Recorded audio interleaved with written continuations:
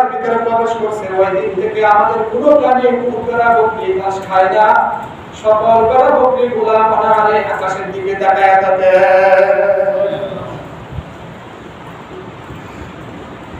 আবু বকর রাদিয়াল্লাহু তাআলা, ওমর রাদিয়াল্লাহু তাআলা, উসমান রাদিয়াল্লাহু তাআলা দৌড়ে ওই গুহার ভিতরে প্রবেশ করলেন। গুহার ভিতরে প্রবেশ করার পরে যা দেখতেছে আল্লাহ রাসূল সাল্লাল্লাহু আলাইহি ওয়াসাল্লাম সাজদার মধ্যে পড়ে আছে। আবু বকর সিদ্দিক রাদিয়াল্লাহু তাআলা ডাকলেন পিছন থেকে, ইয়া রাসূলুল্লাহ, ইয়া হাবিবাল্লাহ, 3 দিন পর্যন্ত আপনি মদিনায় নাই। মদিনার মধ্যে একটা হাহাকার পড়ে গেছে, মানুষগুলা বেকার হয়ে গেছে, আমরা আপনাকে খুঁজতেছি পাইতেছি না। চলেন সিজদা থেকে আপনি মাথা উঠান, আমাদের সাথে চলেন। এমনকি এখানে যে হাতগুলো রাখা হলো তাদের প্রাণীগুলা আপনি ঘাস খাওয়াইতেছে। আপনি 3 দিন যাবত এখানে থাকার কারণে প্রাণী পর্যন্ত খানা পিনা ছেড়ে দিছে। আল্লাহ রাসূল সাল্লাল্লাহু আলাইহি ওয়াসাল্লাম কে আবু বকর সিদ্দিক রাদিয়াল্লাহু তাআলা ডাকতেছেন, আল্লাহ রাসূল মাথা উঠায় না। এবার ওমর রাদিয়াল্লাহু তাআলা ডাকতেন, ইয়া রাসূলুল্লাহ, ইয়া হাবিবাল্লাহ, আমি ওই উমর, যেই উমর আমি আপনার গলা কাটার জন্য ঘর থেকে বেরিয়ে গেছিলাম। আপনার গর্দান আপনার শরীর থেকে আলাদা করার জন্য তরবারি নিয়ে আপনার কাছে গেছিলাম, কিন্তু আপনার গর্দান না কেটে আমি আপনার সামনে মাথা নত করে দিয়ে কালেমা পড়ে মুসলমান হয়ে গেছি। আমি আসছি, আপনি মাথা উঠান, আমাদের সাথে চলে। আল্লাহ রাসূল মাথা উঠায় না। হযরত উসমান বিন রাদিয়াল্লাহু তাআলা ডাকলেন, দাও, মাথা উঠায় না। 3 জন সাহাবী যখন আল্লাহ রাসূলকে ডাকাডাকি করলেন, এক পর্যায়ে দেখা গেল আল্লাহ রাসূল সাজদায় পড়ে আছে, মাথা উঠায় না। আবু বকর বললেন, চলো চলো, আল্লাহ রাসূলকে সাজদা থেকে মাথা উঠাইতে হলে আমাদের ডাকতে হবে না, চলো আমরা ফাতেমা রাদিয়াল্লাহু তাআলা নাকে খবরটা বলি। হাসান এবং হুসাইন রাদিয়াল্লাহু তাআলা, ফাতেমা রাদিয়াল্লাহু তাআলা আনহা যদি আয়েশা ডাক দেয় তাহলে আল্লাহর রাসূল হয়তো সাজদা থেকে মাথা উঠাবে। চলো আমরা ফিরে যাই। 3 জন সাহাবী যখন আবার বাড়ির দিকে ব্যাক করলেন, রাস্তার মধ্যে হযরত আলী রাদিয়াল্লাহু তাআলার সাথে দেখা হয়ে গেল। জিজ্ঞাসা করলেন, আল্লাহর রাসূলের সন্ধান পাইছো নাকি? আলী রাদিয়াল্লাহু তাআলা যখন জানতে চাইলেন, আবু বকর রাদিয়াল্লাহু তাআলা বললেন, চলো আমরা আল্লাহর রাসূলকে দেখতে পাইছি, তবে আমরা আল্লাহর রাসূল সাল্লাল্লাহু আলাইহি সাল্লামকে নিয়ে আসতে পারি নাই। আল্লাহর রাসূলকে নিয়ে আসতে হলে ফাতেমা ছাড়া, হাসান হুসাইন ছাড়া আল্লাহর রাসূলকে সাজদা থেকে কেউ মাথা উঠাইতে পারবে না। চলো আমরা ফিরে যাই, তুমি যে এখন লাভ হবে না। এবার চারজন এসে বললেন, আসার পরে দেখে তাদের চোখের মধ্যে পানি। ফাতিমা রাদিয়াল্লাহু তাআলা দেখেন উসমান কান্দে, আলী রাদিয়াল্লাহু তাআলা কান্দে, আবু বকর কান্দে, ওমর কান্দে, ফাতিমা রাদিয়াল্লাহু তাআলা তখন তাদের চোখের মধ্যে তাকাইলেন, দেখেন সকলের চোখ দিয়া করে পানি পড়তেছে। ফাতিমা রাদিয়াল্লাহু তাআলা একটা চিৎকার দিছে, তোমরা সবাই কাঁদতেছো, আলী কাঁদতেছে, ওমর কাঁদতেছে, উসমান কাঁদতেছে, আবু বকর কাঁদতেছে। বুঝতে পারছি 3 দিন যাবত যেহেতু আমার বাবা মদিনার মধ্যে কোনো পদচারণ নাই, তার কোনো সাক্ষাৎ নাই, তাহলে বুঝতে পারছি সাগরবা মনে হয় আমার আব্বাকে মেরে ফেলছে, এই জন্য মনে হয় তোমরা কাঁদতেছ। আবু বকর সিদ্দিক রাদিয়াল্লাহু তাআলা বললেন, ফাতেমা তুমি কান্নাকাটি করো না, তুমি অস্থির হও না, তোমার আব্বার সন্তান পাওয়া গেছে অমুক একটা পাহাড়ের গুহার মধ্যে, তোমার আব্বা সাজদায় করে রব্বি হাবলি উম্মতি বলে কাঁদতেছে। আমরা তোমার আব্বাকে ডাকাডাকি করে ব্যর্থ হয়ে গেছি, তোমাকে ছাড়া, হাসান হুসাইনকে ছাড়া তোমার আব্বাকে আর কেউ আনতে পারবে না। চলো আমাদের সাথে, চলো আমরা ওই গুহার কাছে তোমাদেরকে নিয়ে যাই। কিতাবের মধ্যে আছে ফাতিমা রাদিয়াল্লাহু তাআলা এবং হাসান হুসাইন রাদিয়াল্লাহু তাআলা আনহুমা দুজন সকলেই দৌড়ে, কিতাবের মধ্যে আছে, কিতাবের মধ্যে আছে ফাতিমা রাদিয়াল্লাহু তাআলা আগে গেছেন। যাওয়ার পরে যায় জিজ্ঞাসা করতেছে যে আল্লাহর রাসূল এরকম ভাবে গুহার মধ্যে সিজদার মধ্যে লুকিয়ে আছে। পিছন থেকে ডাক দিলেন, আব্বা গো, আমি যখন এরকম ভাবে মদিনার মধ্যে আলী রাদিয়াল্লাহু তাআলার সাথে যখন এরকম ভাবে সংসার করতেছিলাম, আমাদের বান্নার জন্য যখন কোনো খানাপিনা ছিল না, 3 দিন 4 দিন যাবত আমাদের চুলার মধ্যে কোনো আগুন জ্বলত না, ওই সময় আপনি চাইতেন হাসান এবং হুসাইন রাদিয়াল্লাহু তাআলা আপনার চেহারা, সুন্দর চেহারার দিকে যখন তাকিয়ে থাকতো, 3 দিন যাবত তারা হারে থাকতো, তাদের পেটের মধ্যে যখন খোলা থাকতো, আপনার চেহারা দেখার সাথে সাথে তাদের পেট ভরিয়া যাইত। হাসান এবং হুসাইন রাদিয়াল্লাহু তাআলা এই 3 দিন যাবত কান্নাকাটি করতেছে, আপনার কোনো সন্তান আমি দিতে পারি না, আপনি চলেন, আপনি মাথা উঠান, আপনি এরকম ভাবে ফিরে আসেন। আল্লাহ রাসূল সাল্লাল্লাহু আলাইহি ওয়াসাল্লাম সিজদা থেকে মাথা উঠায় না, আল্লাহ রাসূল শুধু কাঁদতেছেন। আকাশের সমস্ত ফেরেশতারা এই দৃশ্য দেখতেছে, তারাও হতবাক হয়ে গেছে, তারাও কাঁদতেছে। দুনিয়ার মধ্যে হচ্ছেটা কি? আল্লাহ রাসূল সিজদায় গেছে, না জানে আল্লাহ রাসূলের এই সিজদার মধ্যে শেষ নিঃশ্বাস দেয়া হয়ে যায়। এবার ফাতিমা রাদিয়াল্লাহু তাআলা আরো জোরে চিৎকার শুরু করলেন, চিৎকার করে কান্নাকাটি করতেছে আর হাত তুলে বলতেছে, আয় আল্লাহ, তুমি আমার আব্বাকে আর কত কাঁদাইতা। ওদের ময়দানে আমার আব্বা কাঁদছে, তায়েফের ময়দানে পাথর মারছে, কাফেররা আমার আব্বা কাঁদছে উম্মতের জন্য। আয় আল্লাহ, আমি তোমার দরবারে হাত তুলে ফরিয়াদ করে জানাই, আমার আব্বাকে তুমি আর কষ্ট দিও না। আমার আব্বা তার উম্মতের পাগল হইয়া, আমার আব্বা তার উম্মতের দরদি হইয়া আজকে সিজদার মধ্যে পড়ছে। হাসান হুসাইন রাদিয়াল্লাহু তাআলা কান্নাকাটি করতেছে, আমি তাদেরকে সান্ত্বনা দেওয়ার কোনো ভাষা পাইতেছি না।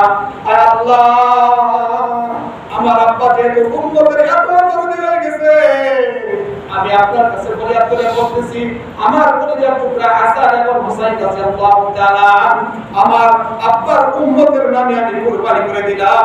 আয় আল্লাহ, আমার আব্বাকে তার পুরো সিজদা থেকে মাথার কথা ওখানে অনুমতি দিয়া দেন।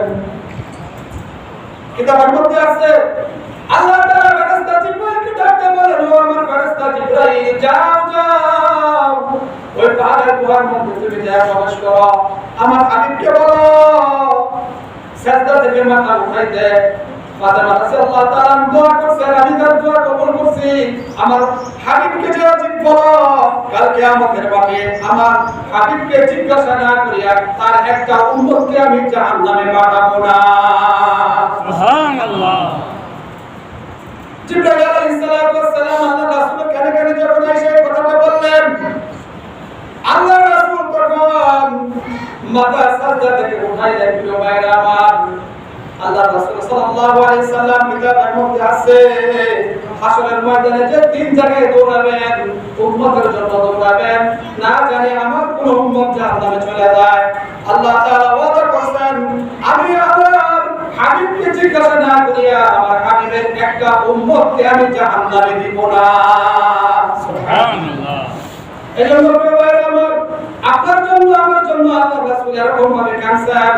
হাসান এবং হুসাইন রাদিয়াল্লাহু তাআলা, ফাতিমা রাদিয়াল্লাহু তাআলা তাদেরকে কুরবানি করছেন আল্লাহর রাসূলের উম্মতের জন্য, যেন একটা উম্মত জাহান্নামে না যায়, সমস্ত উম্মত জাহান্নাম থেকে বেঁচে জান্নাতে প্রবেশ করতে পারে। এজন্য আল্লাহর রাসূল হাদিসের মধ্যে বলেন, কিতাবের মধ্যে প্রমাণ করে, যখন আলী রাদিয়াল্লাহু তাআলার কাছে ফাতিমা রাদিয়াল্লাহু তাআলা নাকি বিবাহ দিলেন, বিবাহ দেওয়ার 1 বছর পরে আলী রাদিয়াল্লাহু তাআলা একটা সন্তান কোলে নিয়ে আল্লাহর রাসূলের কাছে এসে বলতেছে, ইয়া রাসূলুল্লাহ, ইয়া হাবিবাল্লাহ, এই সন্তানটা ফাতেমার সন্তান, আপনি আপনার নাতিকে কোলে নিয়ে আপনার নাতির নাম রাখা দেন আর আপনার নাতির জন্য একটু দোয়া করে দিলেন, আপনার নাতির জন্য একটু দোয়া করে দেন।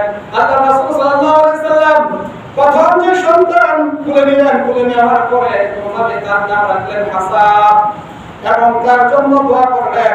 1 বছর পর আরেকটা সন্তান হলো আলী রাদিয়াল্লাহু তাআলা আনহু। ওই সন্তানকে নিয়ে আল্লাহর রাসূলের দরবারে গেলেন, যা বললেন, ফাতিমার দ্বিতীয় সন্তান আপনার নাতি, আপনি নাম রেখে দেন, দোয়া করে দেন। সুবহানাল্লাহ। আল্লাহর রাসূল সাল্লাল্লাহু আলাইহি সাল্লাম এই বাচ্চাকে কোলে নিয়ে নাম রাখলেন হুসাইন এবং দোয়া করে দিলেন। দোয়া করে দেওয়ার পরে আল্লাহর রাসূল সাল্লাল্লাহু আলাইহি সাল্লামের দরবার থেকে আলী রাদিয়াল্লাহু তাআলা ফিরে আসলেন। কিতাবের মধ্যে আছে, যখন এরকম ভাবে খেলাফত আল্লাহর রাসূল সাল্লাল্লাহু আলাইহি সাল্লাম দুনিয়া থেকে বিদায় নিলেন, শাসন ব্যবস্থার জন্য কোনো লোক নাই।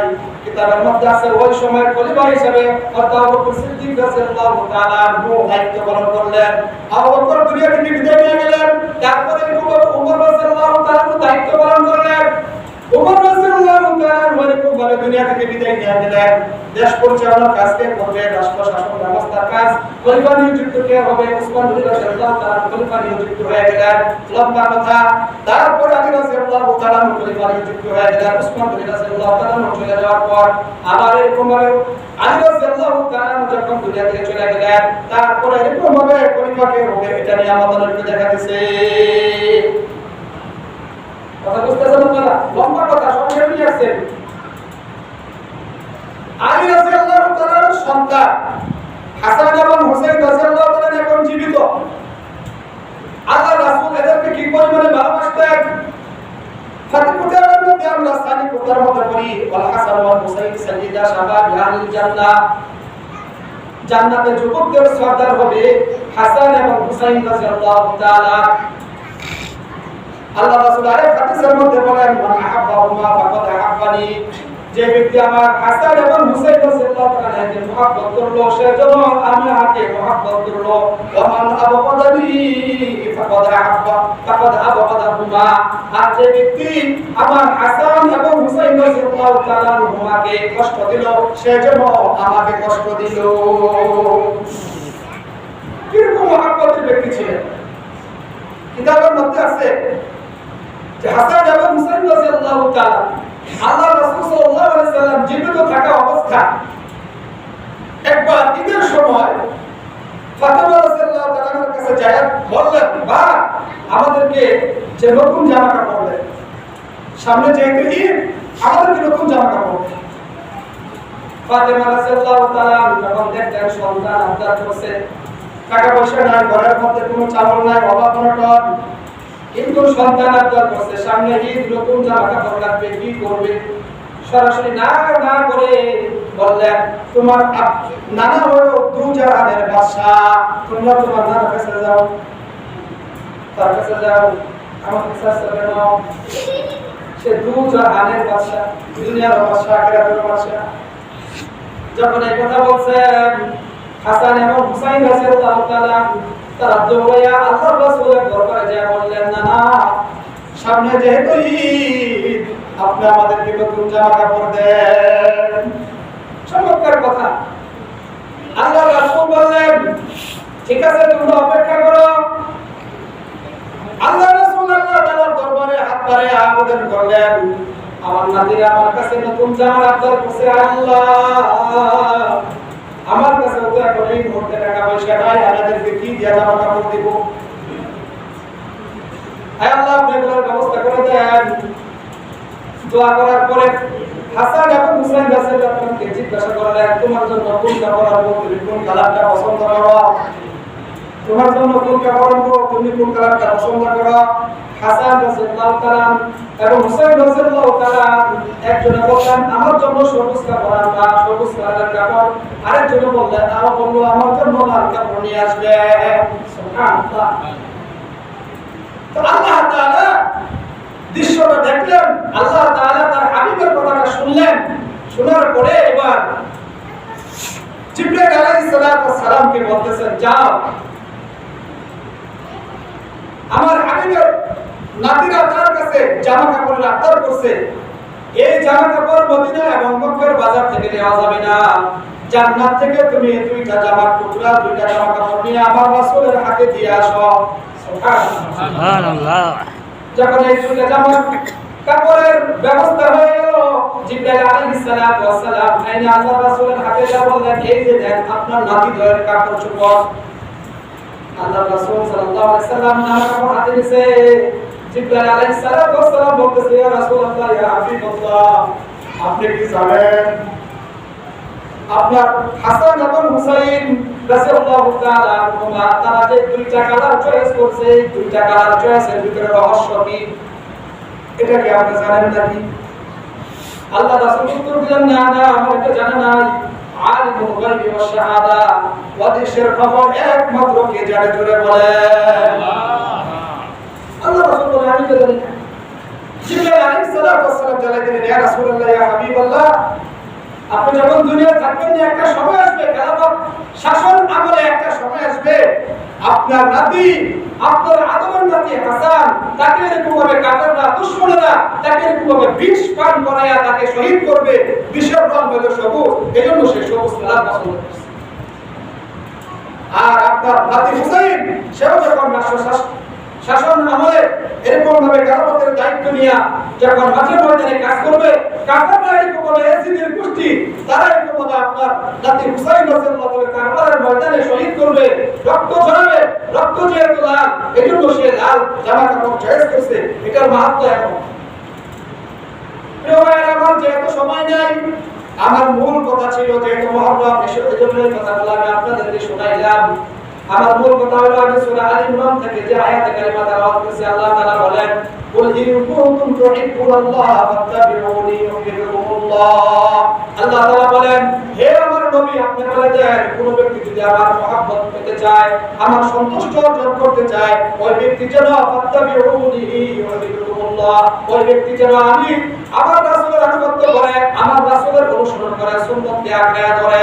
আর যে ব্যক্তি আমাকে মহব্বত করলো, আমার হাবিবকে মহব্বত করলো, ভালোবাসলো, ওয়ায়াগফির লাকুম যুনুবাকুম, আল্লাহ তাআলা বলেন, আমি আমার ওই বান্দাকে চিরতরে maaf করে দেব। সুবহানাল্লাহ।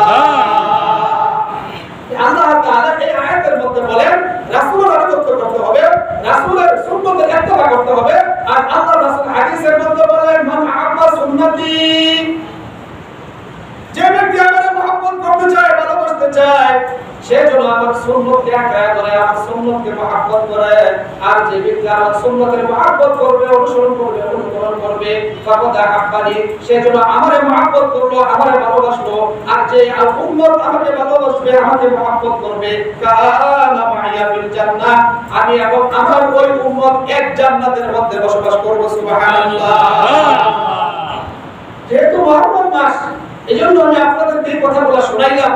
সময় অল্প, কারবালার ময়দানে হাসান এবং হুসাইন রাদিয়াল্লাহু তাআলা তাদেরকে কিভাবে শহীদ করা হয়েছে, এই বিষয়ে কথা বলতে গেলে আরো সময়ের প্রয়োজন।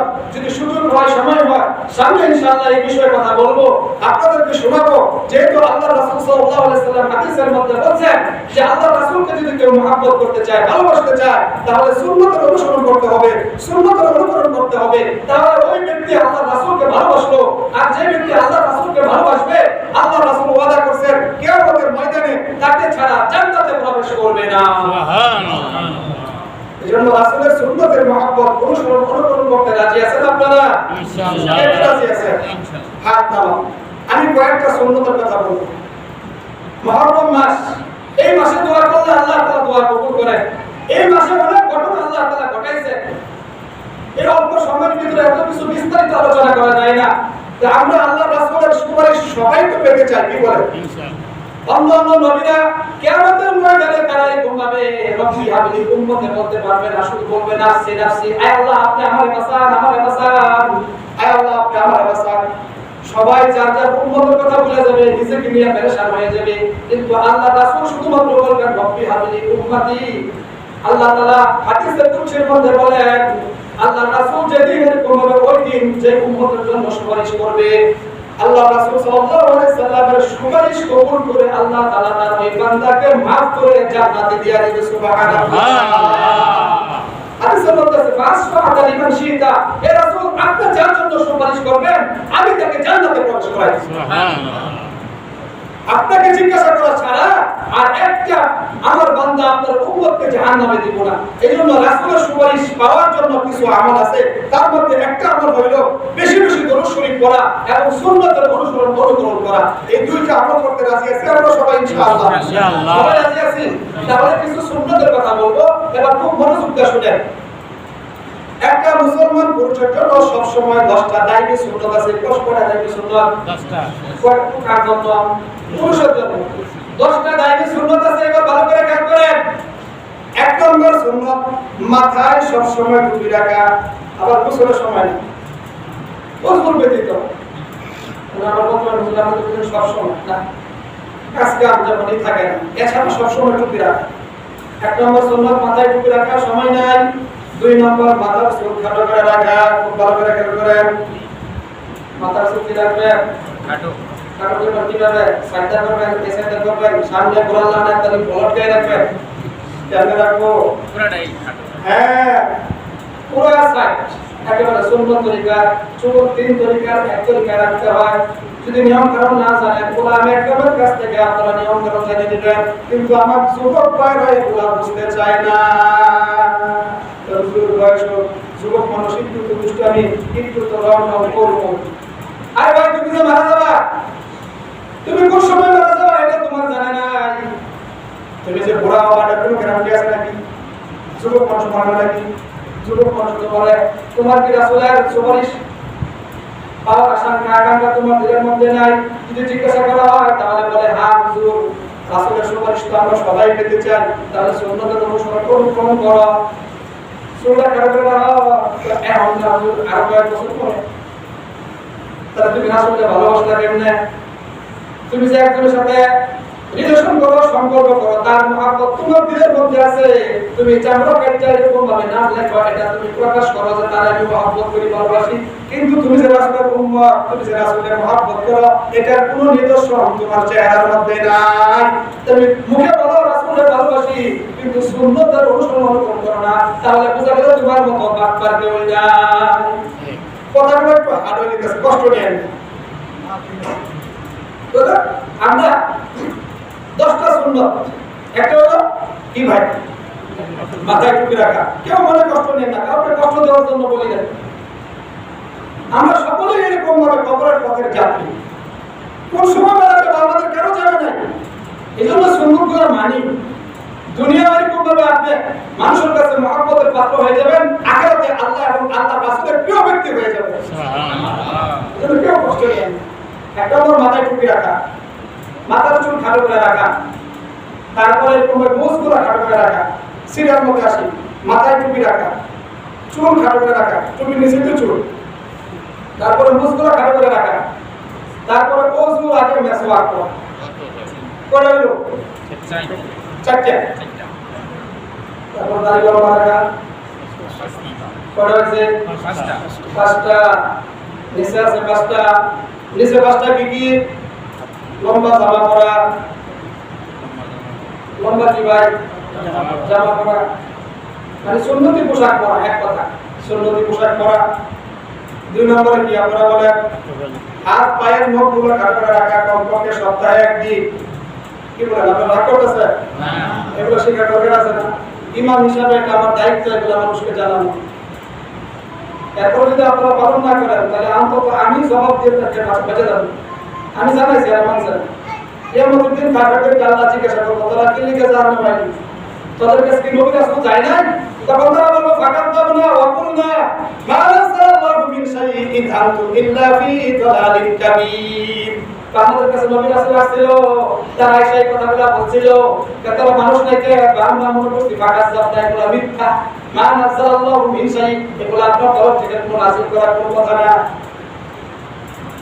এজন্য কাফেররা কিন্তু ওই কথা বলবে কিন্তু তারপর তারা জাহান্নামে যাবে পার পাবে না কিন্তু আপনি আমি যেহেতু মুসলমান আপনার আমার দুনিয়াও দরকার আছে আখিরাতেও দরকার আছে না নাই লম্বা জামা পরা হাত পা নখগুলো সপ্তাহে একদিন খাটো করে রাখা তারপরে কি ভাই হ্যাঁ বুঝলেন হ্যাঁ মাশাআল্লাহ এখন একটা হাসি কথা বলছি আমি একবার কিছু লোকজন নিয়ে তাবলীগ জামাতে গেছিলাম 40 দিনের জন্য তাবলীগ জামাতে গেছি তো এখানে এই বিষয়গুলো নিয়ে আলোচনা হইতেছে মুযাকারা হয় তো একটা লোক ছিল সে সঠিকভাবে কথা বলতে পারতো না তার মুখে জড়তা ছিল তো আমরা যখন এই কথাটা তালিম দিতাম সুন্নত নিয়ে আলোচনা করতাম মুযাকারা করতাম তো আমরা সে মুক্ত স্থান পরিষ্কার করা এটা বলতাম সে এটা বলতে পারতো না যেহেতু তার কথার মধ্যে জড়তা ছিল সেও খালি বলতো গুরুস্থান পরিষ্কার করা পরে চিন্তা করলাম ঘটনাটা কি এই লোকের তো শিখাইতে হবে কথা আমার ওইভাবে উচ্চারণ করতে পারে না তখন আমি তারা বুদ্ধি করে একমত করে বললাম ভাই আপনি গুরুস্থান বা গুপ্ত স্থান এটা যেহেতু আপনি উচ্চারণ করতে পারেন না কষ্ট হয় আপনি গুরুস্থান করেন না গুপ্ত স্থান করেন না আপনি বলবেন বিশেষ জায়গা পরিষ্কার করা বুঝলেন না আমার কথা তারপরে এরকম ভাবে প্রস্তাব করে ঢিলা কোনো ব্যবহার করা পায়খানা করে এরকম ভাবে ঢিলা ব্যবহার করা এরকম তাহলে এখানে পাইলাম আমরা 5টা, এখানে পাইলাম আমরা কি ভাই 5টা। এই 10টা সুন্নতের উপর আমল করতে রাজি আছে ইনশাআল্লাহ। এই 10টা সুন্নতের ভিতরে একটা সুন্নত আছে আপনি আমি মৃত্যুবরণ করলে এই সুন্নতটা দেখার মতো, 9টা সুন্নত দেখার মতো না। একটা আছে মাথার চোখ যদি কারো থাকে, কিন্তু আরেকটা সুন্নত সবসময় দেখার মতো, মানুষ মৃত্যুবরণ করলেও এই সুন্নত তার সাথে যায়।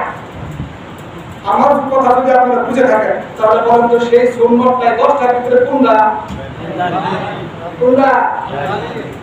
এই সুন্নত কবর নিয়ে যাওয়ার জন্য রাজি আছেন আপনারা ইনশাআল্লাহ? এই যুগে কে রাজি আছেন? আলহামদুলিল্লাহ। আল্লাহ আমাদের সকলকে আমল করার তৌফিক দান করুন। আমিন। সকলে বলে আমিন। ওয়া আলাইনা ইল্লাল্লাহ ওয়া তাওফীক ইল্লা বিল্লাহ। আপনারা অনেক ভালো, খুব মনোযোগ দিয়ে কথা শুনতেছেন। আমার মনে হয় আমি যদি আরো আধা ঘন্টা সময় কথা বলি আপনারা শুনবেন, কিন্তু ইন্নাস সালাতা কানাত আলাল মুমিনিনা কিতাবান মাওকুতা। ওয়াক্ত মতো নামাজ পড়া হলো নামাজের ফরজ। বুঝলেন? আল্লাহ প্রশ্ন করেছে। এজন্য এখন আজকে আমরা যদি আগামী জুমায় সুযোগ হয় ইনশাআল্লাহ কিছু বলার চেষ্টা করব। আল্লাহ তাআলা বলনেওয়ালা শুননেওয়ালা যে সকল কথাগুলো বললাম সকলকে আমল করার তৌফিক দান করুন। সকলে বলি আমিন। ওয়া মা তৌফিক ইল্লা বিল্লাহ। সুন্নাত পড়া হবে, সুন্নাতের আগে